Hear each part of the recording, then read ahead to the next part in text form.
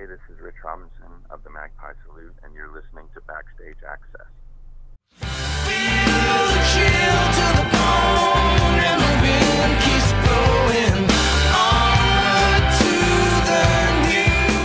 This is Gus Gressinger here with Backstage Access, and we are here with Rich Robinson, whose band Magpie Salute is currently on tour and will be playing a few shows in New York, including Buffalo on July 10th, Peekskill on July 16th, and Waterloo on July 19th. Welcome to Backstage Access, Rich. Thank you. I saw the band perform for the first time back at NAMM this year. It was the best performance I saw at NAMM by a mile. I have to ask you how you constructed the band and the vision you have for the direction to take with it. Well, you know, a couple of years ago, 2016, I was on tour with my, supporting my last solo record. And there was a show that sort of came up that I'd done before. It was called Woodstock Sessions, and it's at this studio in Woodstock. And basically, they just invite people in to watch you record a live record. And I had my, my band, and it was cool, but I really wanted to try something different. And so I reached out to Mark Ford, and I hadn't seen or played with him in a while, but, I just thought we have such a strong musical connection. We've been playing, in the Crows and around, and so I just wanted to reach out and see if he was interested. And, first thing he said was, "I don't care what it is, I'll be there." And I thought that was cool. He was kind of on the same page as me.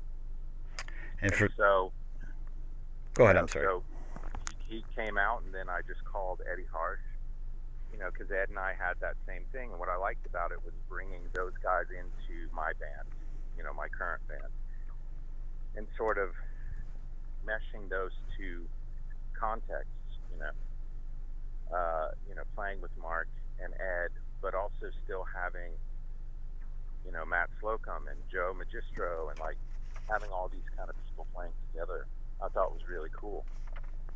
And so, it was only going to be for 3 shows, and wasn't going to be anything past that. So those guys came out, we played, it was great.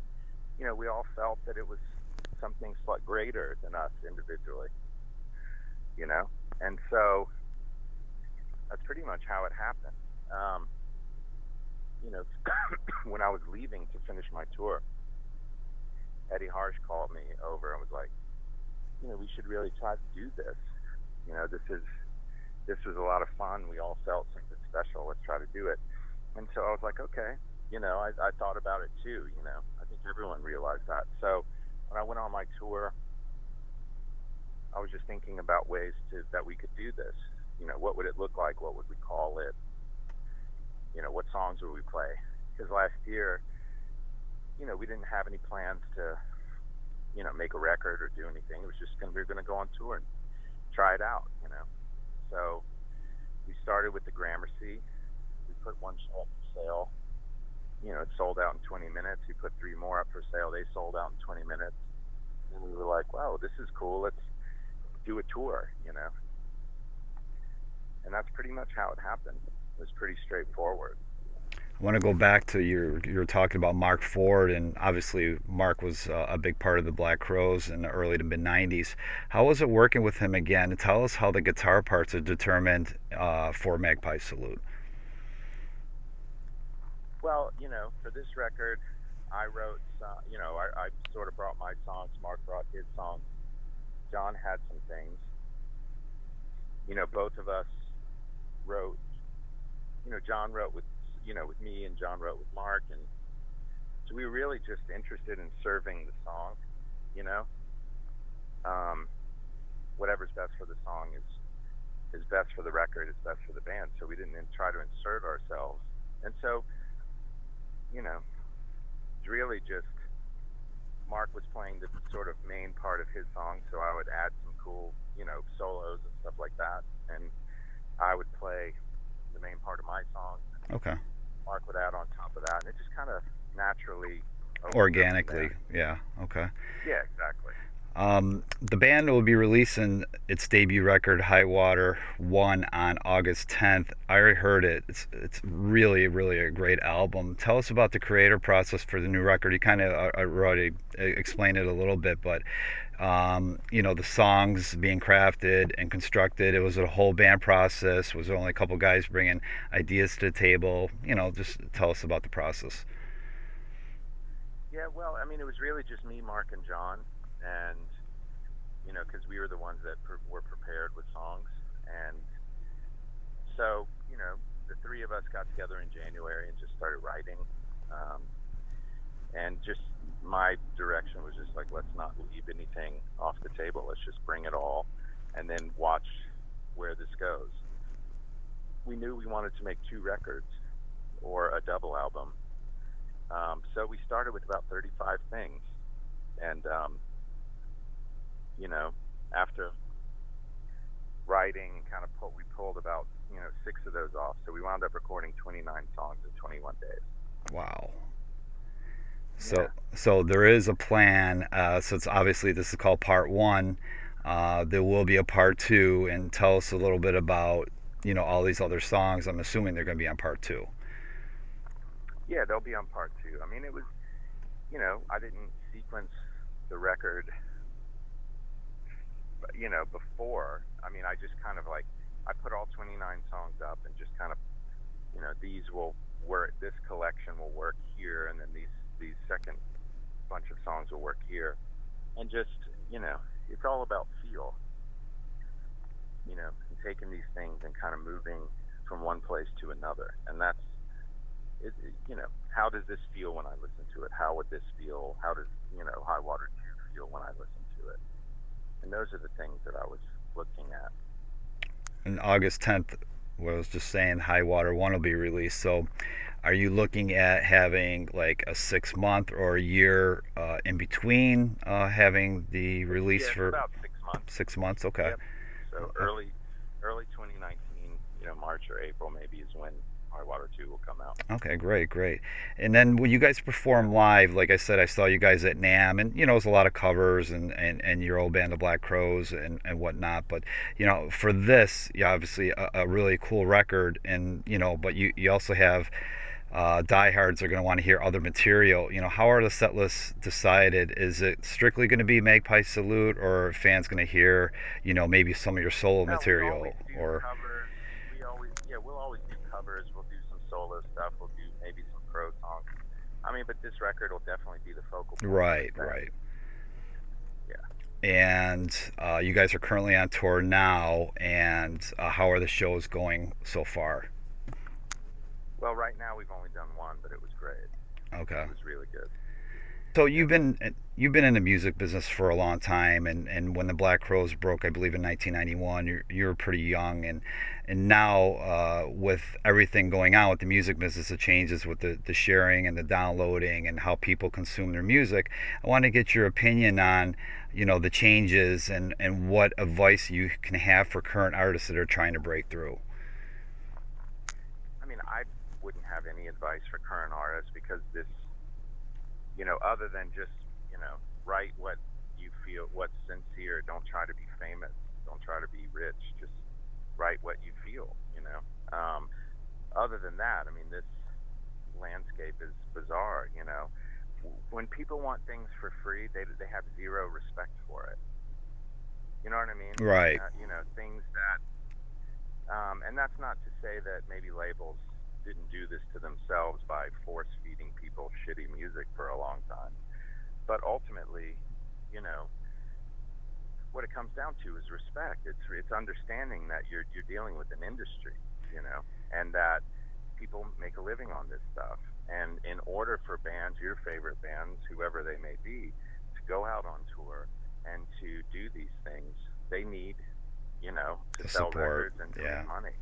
And once that happens, and once you take that element from them, then you get shittier music, because people can't focus on it. People can't realize their craft. You know what I'm saying? Yeah, So, absolutely. And I think it goes in hand of like when I was growing up, going to a record store and looking at albums. And I know it's a different ball game now with, everything is instantaneous with the internet. But also I think that, discovery is gone, and yeah, yeah, yeah. unfortunately, of having music, kind of listening to it instead of, like maybe having a song instead of an album. It's definitely a different ball game, and I just want to get your opinion on that. Yeah, it's just, it's just amazing when people, but then on the other side of that, you do have these bands that are charging two, three, $400 a ticket, you know, which is, to go see them, and then Ticketmaster throws whatever it wants on top of your tickets, and then it's just like then it becomes unaffordable, Mm-hmm. and so it's kind of a two-way game, but one came before the other, and so look, I just think that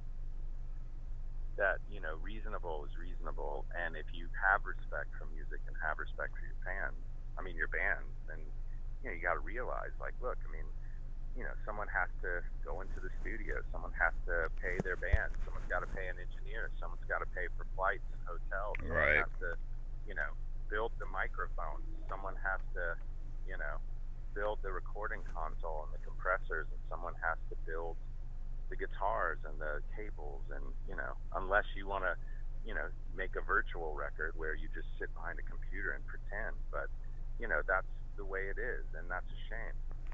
You expand that out to people manufacturing vinyl and CDs, and people manufacturing you know uh, anything and everything in between, and you see what a collaborative sort of deep effort that whole thing is.